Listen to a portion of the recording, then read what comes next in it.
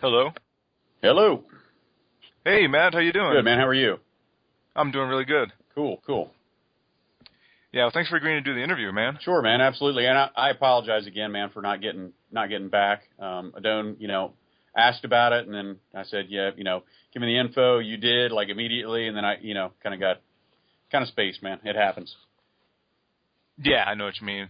But yeah, so kind of just getting started with it. I guess I'm kind of curious what the status of Ashes of Aries is right now, because I know you guys had recently a show in Colombia that got canceled and a lot of stuff's going on with that. So Yeah. what's kind of happening in that respect with the with the new album and everything? Yeah, well, it's we're working on new material. Currently, we've got some stuff demoed up. We're going to be shooting that over to Nuclear Blast, and seeing if they want to pick us up for a second record, which would be great. It would be great to not have to hunt and scratch and scrounge around for funding on a second one. But it happens either way.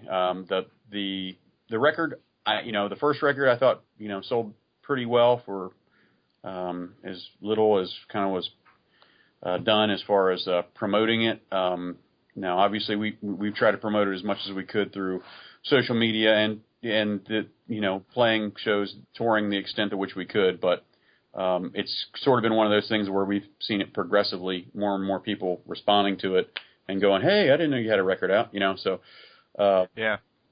So it's been we're going on a couple of years now, and again, we would like to get the record out, the next record out, as soon as we can, because I think the material that we're working on right now is really solid stuff. It's going to be it's not going to be like a total departure from the first record, but we're going to explore other realms too. So I'm just excited about it, because that's kind of where I am right now with stuff. With being in Iced Earth and Van being in Nevermore for so many years, and Freddie as well being in Iced Earth, I think we're just we're to the point where we want to explore things, you know what I mean, and do things not outside of the metal realm, but try to expound upon what we've already done and explore other areas. So hopefully that's what we'll get a chance to do with this next record.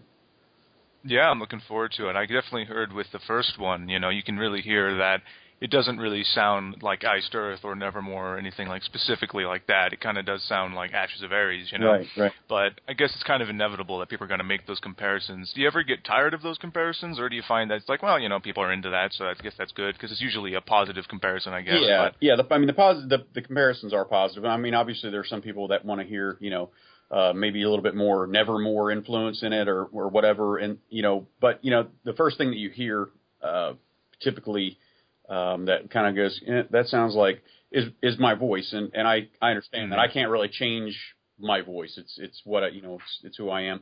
And, you definitely hear Van, rocking the drums out, and you go, that's definitely not this drummer or whatever, that's definitely not Brent Smedley, or it's not, not Richard Christie. It's Van. It's got, his work on it. And Freddie, because this is really Freddie's debut record for guitar and things like that, and writing music. Nobody really knew what to think, and as far as that goes. And I think that as we continue on, then people are going to be able to kind of recognize Freddie's writing style and stuff like that. So. No, I guess to get back to your original question, no, I'm not. I don't get offended by that at all. I don't know. I can't speak for the other guys, but to me, because I did have such a long tenure with Iced Earth, obviously people are going to hear my voice and think Iced Earth, and I don't have a problem with that at all, man, because I'm really proud of the work that I did with Iced Earth, and I'm proud of the work that we're doing with Ashes of Aries as well. So it's all good, man. It's all good. Yeah, exactly. It's definitely it's cool to hear that, because some people, they kind of want to neglect their past more, but I've never gotten that impression from you. It's always been kind of like, and that's what's cool too. Like when you split from Iced Earth the second time, and probably the first time too, I wasn't familiar with the band at the time, but it was really mutual thing. Like, it didn't seem like it was a negative. It wasn't like a big feud or anything like you get with a lot of other bands. Yeah, well, the thing is, it wasn't meant to be. It just the first time it wasn't meant, and you know, obviously that led to other things in my career now. And the second time it was just the way it is. You know, it's the music business, man, and you know, John, that's his bread and butter, and it wasn't mine. You know, I decided on another career, which is, you know, has been very fruitful for me, and you know, it is what it is. You know, I hate to use that overly used phrase, but there's certainly no reason to you know, have ill will or hold on to bitterness, because it just you know, it's pointless. It's not productive, and you know, like I said, I can't say anymore how proud I am of being in Iced Earth and doing the stuff that I did and was able to do and accomplish. So, you know, that's to kind of deny that would be silly, you know. Yeah, I know what you mean. Actually, I've got some songwriting questions because I know in Iced Earth, you know, obviously John does the vast majority of all the songwriting, right. But you can definitely hear with Ashes of Aries, like the vocal melodies and stuff, they do have a different character to them than that. So I was wondering, was this the first time that you wrote vocal melodies for, or had you done that before as well? Iced Earth and start looking at songs. As far as, you know, if you look up the songs, individual songs, are usually, if it's a song that I was involved with, you know, I have my credit there, and typically it was lyric and vocal melodies. You know, it wasn't just the lyrics. Like the songs that I wrote lyrics for, typically there were vocal melodies. Sometimes we played around with different stuff, but you know, typically they were, you know, John just let me roll with it, and so, you know, I got that credit for that, and you know, I was able to do that. But there's a certain realm in which I know, like, John likes to work and things like that, and like when I was working with him, so I would kind of hone in on a little bit more of that, and I wouldn't go as nuts as I have with the Ashes stuff, you know. Yeah. Because, you know, Freddie gives me the music or whatever, and just he's like, here it is, man, you know, go for it. And in some other respects too, like stuff that I've written, like started writing the music for, and obviously I'm not a really excellent musician like Freddie is. So, you know, I'll start out with like the basic bits, like you know, like Move the Chains. You know, that's kind of like the song that I wrote. I was like wrote the basic rhythms for and stuff like that, and kind of gave it to Freddie, and he expounded upon it. But you know, I guess the thing is, it really depends on what aspect I'm writing. If I'm starting out with like an idea for the music first, then maybe that's how I'm writing the vocal melodies and stuff. Whenever Freddie gives me stuff, then I can just think of it like it's a blank slate. I can go any direction, you know. And a lot of the stuff that he's given me, he's like, well, you know, I didn't hear it going that way vocally, but you know, it's cool that you did it that way, you know, because you know, I think everybody has a different idea of how they approach things as far as a melody, a vocal melody. But that's one of the things I really enjoy doing is like Freddie giving me the stuff that he's got, and then I do something like completely, you know, opposite of what he's thinking. I don't think that's a bad thing. That just kind of makes for a really cool mix. And then of course he can chime in and say, hey man, well, you know, you did this and that's really cool, and hey, maybe we can do this in here, and because this is kind of what I heard. And then you end up getting these cool, like, I don't know, fusion type things, you know, because he hears the time signature going this way and I hear it going this way because I'm kind of weaving in between stuff or whatever. And that's kind of what I like to do with vocals. I like to kind of weave in between where I think the music sounds stronger, being more out front, and instead of, you know, covering up really cool stuff with vocals. You know, there's sometimes you just got to let it breathe and instead of following the cadence of the music, just, you know, kind of weave the lyrics or weave the vocal melodies in and out. I always think that's a cooler thing anyway. Yeah, I know what you mean. It's kind of, it does give the music more room to breathe, and that's pretty cool. How do you go about planning out the harmonies for the vocals? Do you plan them before you write the main melody line, or like do you write the melody line and then put the harmonies on top, or do you wait until after you've recorded? Well, actually, and it's funny because sometimes, and that's what I've noticed.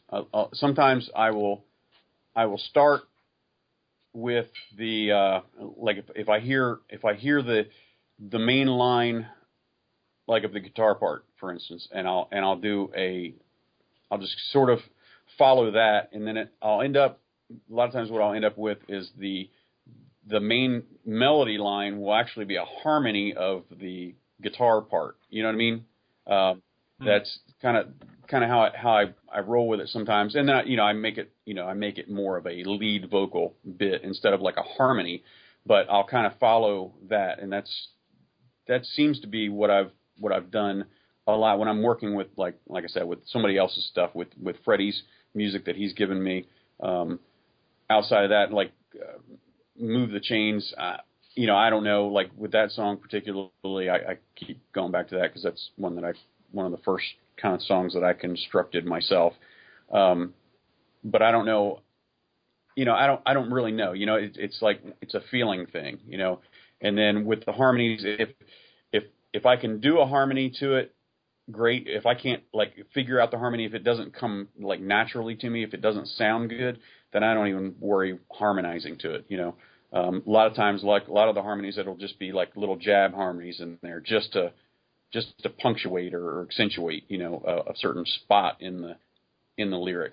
Because I don't want to be Mr. Harmony all over the place, because I think that it loses it sometimes. But then some songs I'll actually end up harmonizing like the whole bit, and just kind of blending it, because I think it sounds kind of cool. Like This Is My Hell, I do like I almost harmonize the entire verse in that, and then kind of blend it because it just sounds cool. You know what I mean?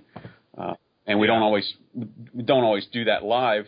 I'll do the main line, but then the harmony's there, and like a lot of times I don't even know if people really notice it or not, that it's gone, because of the way that it just works out. But and then get to the chorus parts, and it will be a big chorus, and try to use everybody's voices. We got guys that can sing, and that's another aspect of that I'm really excited about doing the next record, and stuff that I've been working on, where we got 3 and 4 part harmonies, and we've actually got guys that can do this stuff. I mean, obviously Adon's got a great voice, Freddie's got a really really good voice, and so does Dean. So man, if we can rock out 4 part harmonies, then I'll be really happy.